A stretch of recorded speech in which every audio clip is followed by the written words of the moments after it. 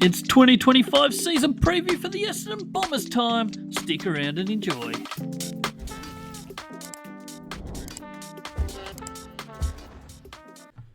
Welcome on in, everybody, to the All Aussie Rules YouTube channel. This is the Essendon Bombers 2025 season review video. We're working our way through every club. We're up to Essendon. We're going in alphabetical order. So we're wrapping up this week with the Bombers. Next week, we're going to have Fremantle, Geelong, Gold Coast and GWS all coming to the channel. So stick around, hit that subscribe button if you haven't already. Hit the like button if you enjoy. Let me know down in the comments below how the Bombers are going to go in season 2025. It's sure to be an interesting one for them. So without any further ado, let's jump into this episode and have a look at what the Bombers have got for 2025. Before we look at what 2025 entails, let's have a look at where they're sitting at the end of 2024. So last year finished 11th on the ladder, 11 wins, 11 losses, and 1 draw. Lots of ones right there. 11, 11, 11, 1, 11. I guess that number sums up the Bombers in 2024. It was a weird season for them. They looked really good at times. Certainly through the middle part of the season, they were looking good. Early on, they looked pretty solid as well. And then they certainly fell apart towards the back end of the season. It was just a few games that kind of threw their season into disarray towards the end. They lost to Melbourne in the rain with about 5 or 6 weeks to go, which was a really bad loss. When you look at Melbourne's record in the rain isn't great. So the fact that they couldn't beat them that day was not great for them.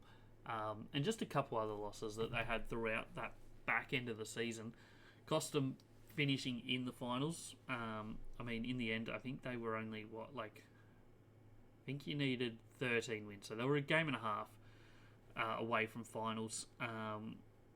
And yeah, a lot of that was due to the just that end of the season. They had a loss to Gold Coast in Melbourne after the siren. Just stuff like that just kind of ruined their season in the end. If we look at their last 5 years, you'll notice a bit of a trend over the last 2 years. 11th, 11 wins, 11 and a half wins. Both very similar years, with 5, 6, with maybe even 8 weeks to go, maybe it was, sitting top 4 both years, looking like a team that will get a crack at finals and then just don't finish the season off at all. So clearly they've had the talent over the last couple of years, and it's just been not quite finishing it off. Whether they've been overperforming in the first 15 weeks of the season and then the back half is more where they are, or whether they perform at their normal level at the first half of the season, they just run out of tickets and don't perform in that second half of the year, I don't know. It's a worrying trend. It's something that they kind of need to turn around. No doubt about that. 2022 was a really bad year for them, just the 7 wins, finished 15th. 2021, bit of a COVID year, was a bit of an interesting year. When I say COVID year, it was back to full schedule, but it was a lot of no crowd games. There was games in random places. So they did well to finish 8th that year. 11 and 11 record, made it into finals and got beaten by the Bulldogs quite comfortably down in Launceston. So that was their one crack in the last 5 years at finals football. 2020 was not a great year for them either. 13th on the ladder, 6 wins, 10 losses and a draw. They've never really been confidently showing what they've got over a full course of the year. 2021 was a solid year. 2022 was really bad. But 2023, 2024 had their ups, certainly in the first half of the season, before just falling away in the second half of the year. And that pretty much sums up the Bombers over the last couple of years. Just not being able to finish off seasons. We'll now have a look at the depth chart for the Essendon Bombers in 2025. So this is all of their listed players as of a couple of weeks ago. I'm not sure if the Bombers, off the top of my head, have any SSP players, but any team that does, we miss those players on this little bit of a depth chart. So key defenders. Well, before we go into that, we'll just explain the colours, I guess. Blue is elite. They're in the top 10, ranked in, not top 10% of my rankings from 2024 for that position. Green is in the top 50% of that position. Yellow is bottom 50% of that position. Red are players that haven't played before. And then I don't think Bombers have any orange, but if there was orange, it would be people that did not play a game last year, but had previously played football at the top level. So we'll start in the key defenders list. Not a bad spread for Bombers, in all honesty. Ben Mackay ranked 16th last year. Jordan Ridley, 18. Jaden Laverde, 42. Zach Reed, 77. And then Lewis Hayes and Angus Clark, both rookies. So no elite players, but a couple in that top 50% range. Key defenders, you probably want two that are at least in that green or above range. So they kind of fill that need, I guess, with two defenders that are good enough to play on pretty much any team. However, they probably want one of them to maybe be able to push up a little bit higher. Maybe Laverde start pushing towards cracking it into the top 50% as well. If they could get a third, that would be a massive benefit for the Bombers in the long run. Moving to the general defenders, you've got Nick Martin, Andrew McGrath, Mason Redman, Jackson Pryor, Archie Roberts, and then Lual and Nguyen, who haven't played before. Obviously, Nick Martin's their best general defender. Is that his best role? Is he better off for the team to be playing on the wing or even more forward or in the middle? Who knows? But last year as a general, mostly a general defender, running ball using defender, he played really well overall all throughout the season. Yeah, he makes some mistakes with his ball use sometimes, but he's an absolute talent. In that game that I mentioned a little bit ago about losing to Melbourne in the rain, he kicked 3 or 4 goals in the last quarter and nearly got him back into that game. So he can do a lot of damage forward. He can do a lot of damage around the ground. You just got to kind of let him go and hope that it works out. So he's one of only 2 elite players from Essendon in 2024. There was a third who has since left, and that was Jake Stringer. So that'll be an interesting loss for them as well, but we'll get to their forward line in a moment. McGrath, solid year, no doubt about it.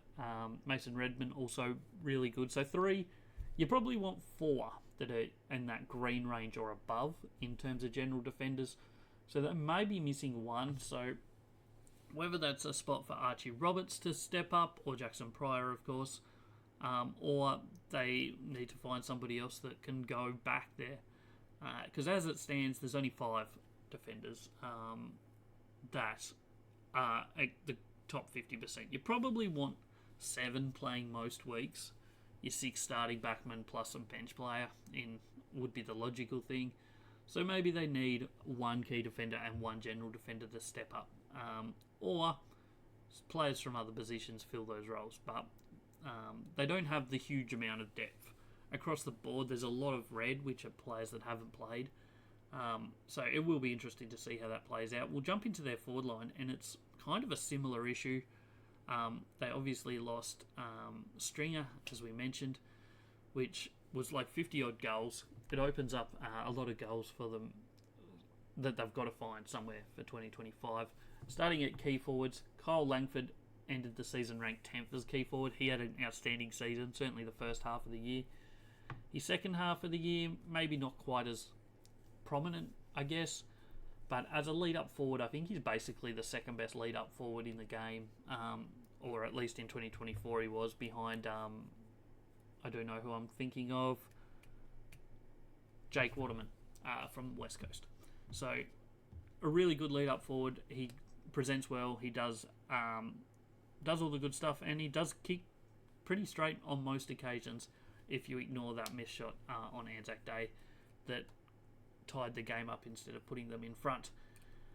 Peter Wright, 37th. Look, he's only just in the top 50%, and in all honesty, I don't think he is probably going to stay there much longer. Nate Caddy's probably the one that we're looking at here to step up a bit for the Bombers. I think Langford at 10 is probably close to his peak, whereas Nate Caddy I think is the one that can improve the most in this forward line. Harry Jones has potential, and then Vicententi I don't see playing too much this year, but we'll see how that plays out. Moving to their general forwards, they lack a little bit of depth here as well based on last year. Gresham and Guelphy, two really solid players, really pretty much pick themselves week in, week out. Guelphy is under an injury cloud. I believe he's going to miss the first 5 or 6 weeks potentially, certainly missing the start of the season. So that's going to be interesting to see how they cover that in their forward line because as you can see, they only had 4 people ranked in the top 50% in their forward line last year that are still on their list. Obviously, Isaac Kako, their early draft pick, he's going to get plenty of game time. He'll be in their best 22 for week 1, unless there's injuries or anything. So he's someone that potentially could step up, but they're also going to probably need another 1 or 2, certainly early season, but throughout the rest of the season as well. They're going to need some more players in that forward line kicking goals and working towards that elite range because if they can't find goals, they're going to struggle this year. There's no doubt about it. We'll jump into their midfield. This is where they obviously have their best player in Zach Merritt, ranked 8th last year as a midfielder. Really outstanding season again from him. He does it year in, year out. And then their range of players that are in that next bracket is solid. They've got 4 in there: Sam Durham, Jai Caldwell, Darcy Parish and Xavier Dersma just snuck in. So all really solid players there. And then their next bunch that are in the bottom 50% last year were Dylan Shield, who's certainly capable of moving back into that range. There's also a bit of talk that he could be swinging towards a general defender role. So maybe in 2025 we could see him helping out the backline stocks with their ball use and stuff. So that might be something that happens for the Bombers in 2025. Setterfield was also solid. Doesn't have to improve too much to be a handy player. Archie Perkins is a little bit of a hit or miss sort of player. His best is really good. He started game 1 last year as their best on ground for the Bombers in a win against Hawthorn. But then throughout the rest of the year, kind of struggled to reenact that. Nick Cox, he's a role player. He's not a star. And Elijah, he's someone that there's high hopes for, but he hasn't shown a whole heap just yet. And then there are 3 rookies that I don't think you'll see too much of. You might see a couple games here and there throughout those bottom 3. Moving to the ruck, this is their probably hardest fought position, I guess, because they have 3 that are more than capable based on the rest of them. They're all similar level, in all honesty. Sam Draper actually just got into the top 50% last year, and then Goldstein and Nick Bryan just missed out. Which one's the best option? I don't know. Sam Draper's the flashy. Todd Goldstein's obviously the elite talent from years ago, but certainly towards the end of his career and dropped off quite a lot. But he's more of a hit-out ruckman than Sam Draper is. And then Nick Bryan's probably a little bit of a mix of both. Probably more on the Goldstein side. He's probably the one that, I don't know if all Bomber supporters do think this, but I would imagine he's probably the most likely to be a consistent ruckman week in, week out. Sam Draper's certainly the one with maybe the most talent, but maybe the most flashiness, I guess. Whereas Nick Bryan's more consistent, and I just don't see a world where they want to be playing Goldstein week in, week out. That's not going to gain you anything unless you are a finals contender and you're pushing towards making finals and potentially winning a premiership. You're better off playing the other 2, in my opinion. But that's how I see it. Whether that's how the Bombers see it as well, I don't know. So overall, they're certainly lacking some numbers throughout the ground, I guess, in terms of players that are of the quality of being in the top 50% of the competition based on last year's numbers. Just 2 key defenders, 3 general defenders, 2 key forwards, 2 general forwards, 5 midfielders and a ruckman. Leaves you just 15 players that are ranked in the green or blue sections. You've got to play 22 / a sub every week. So you want that number to be as close to 23 as possible. For comparison's sake, Collingwood's episode was yesterday. They have 20 players in that range. Carlton have 18. So still not great, but better. Brisbane have 19. Adelaide have 17. So that's just a look at some of the teams we've done already. 15 is the lowest of all the teams we've done so far. Which, yeah, it just tells you that maybe their list isn't quite ready, or they need more out of the rest of the list. Their top part of their list is okay, but the rest is just maybe not carrying the load. There's certainly players in that yellow range that are capable of moving up. Only one ruckman you'd expect is going to be in that green range or better. It would be handy for them to have a backup, though, as well, which they kind of do, in all honesty. But like in the midfielder section, definitely Dylan Shields is capable. And then Setterfield, maybe. Perkins, maybe. Forward line, I think all 3 of those, Hobbs, Davey Jr. and Menzies, are all kind of capable. And Isaac Kako is the big one. He's going to get plenty of game time this year. If he can get into that top 50% straight up, kind of like what Nick Watson did last year for Hawthorn, that would be huge for him and for Essendon. Key forwards, they've probably got enough, in all honesty. Those 2, if they can keep around that range and Nate Caddy can improve, that will be huge for them. Their general defenders, they've got 3. I don't see any of the others really stepping up, so it's going to be interesting to see how that plays out. And then key defenders, Laverde's the most likely to step up, I guess. We'll now jump into the best 22 for the Bombers in 2025 as adjudged by me. This was done a couple of weeks ago. Things may have changed, but this is how I had it. Is it how I fully see it? I don't know. But we're going to start with the back line. Mason Redman, Ben Mackay and Jaden Laverde. I think definitely Mackay's their best tall defender. Laverde's their 3rd best tall defender. Redmond's clearly in their best team. Same for Nick Martin. He's one of only 2 elite players from last year based on my rankings. Jordan Ridley definitely is good enough based on what he did last year. Bit of an injury cloud at the moment, but he should be fine. Andrew McGrath also automatically picks himself. So that's their 6. 5 of those obviously were in the top 50%. Laverde was the one that wasn't. Moving into the midfield, I've gone Caldwell, Parrish and Dersma, all really good last year. Parrish was well down on what his best is previously, but we're all in that top bracket.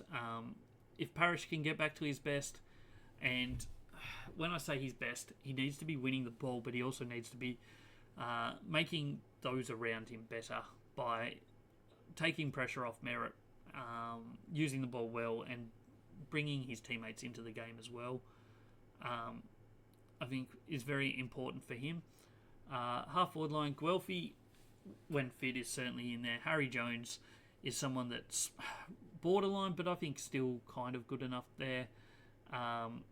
Nick Cox on the other half forward flank, and then full forward line is Jade Gresham, Cole Langford, the clear full forward, and Isaac Kako, as we said,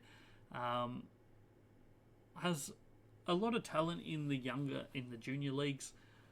So if he can bring that into the AFL team, it would be huge for them. Their ruck line is Sam Draper. I've gone as their number 1 ruck. He was their best ruckman last year. You could argue for any one of the 3, but I think Sam Draper's how they're going to start the season at least. Zach Merritt, clearly their best player, and Sam Durham, who, of course, is probably their second best midfielder based on last year. Interchange, Dylan Shield, could potentially go back, as we mentioned before. Setterfield, Nate Caddy as an extra tall in that forward line, and then Archie Perkins is the extra midfielder, I guess I've gone. And then the emergencies, these are the 6 that I think are most likely to get a fair chunk of games. A few talls in here in Goldstein, Wright and Nick Bryan, and then also Archie Roberts, Elijah and Ben Hobbs. So yeah, that's the best 22 based on what I see it as. There's a few changes, like obviously the ruckman is the main thing. Also, depending on what they do with that back line, if Dylan Shields playing as a half-back flank, does that allow Nick Martin to move into a midfield role or a wing role? I guess we'll wait and see in 2025. It's only 4 weeks roughly away until the season starts, and we will be able to find out that sort of stuff. But yeah, that's how I have their best 22. Before we wrap up this episode, we'll have a look at kind of their schedule, not their actual full schedule, but just some of the key things that are worth noting. Their first game, opening round, up on the Gold Coast against Gold Coast. A big start to their season. They only just lost up at People First Stadium against Gold Coast last year. It was about mid-season and they lost by about 10 points or so in a game where they kind of looked like they were big chance most of the day and just didn't quite finish the game off. So it's going to be an interesting game. They also played them in Melbourne last year and lost after the siren at Marvel Stadium.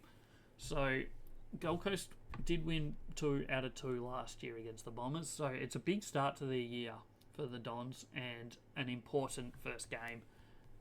No doubt about that. Their buys are round 4 and round 16. In Gather Round, obviously in South Australia, they're playing at Adelaide Oval against Melbourne, which will be a big game for both clubs.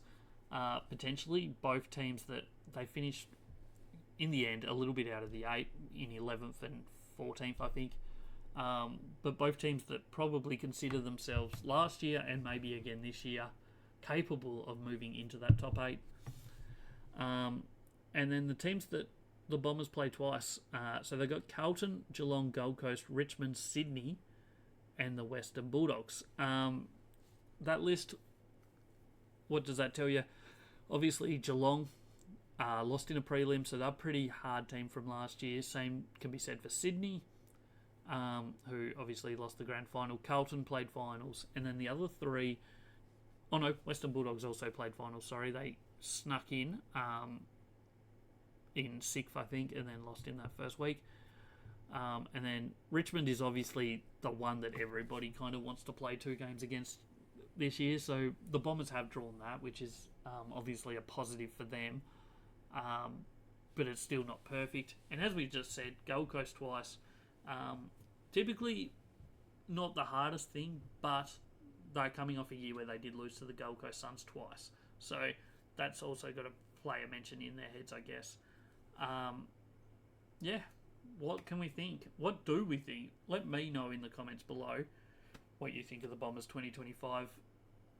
I'm a little bit worried. I know that they keep showing signs that they're good enough throughout most of the season and then just have fallen away 2 years in a row. But I'm worried about that forward line for starters. They've lost like 40-odd goals from last year just on stringer. Yeah, they're going to pick some up through Isaac Kako, but they're going to need at least another 2 people to pick up goals as well, because they missed finals, they lose goals.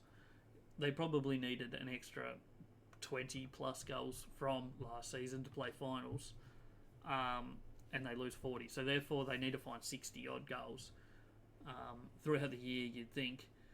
Their backline depth is a little bit of a concern as well.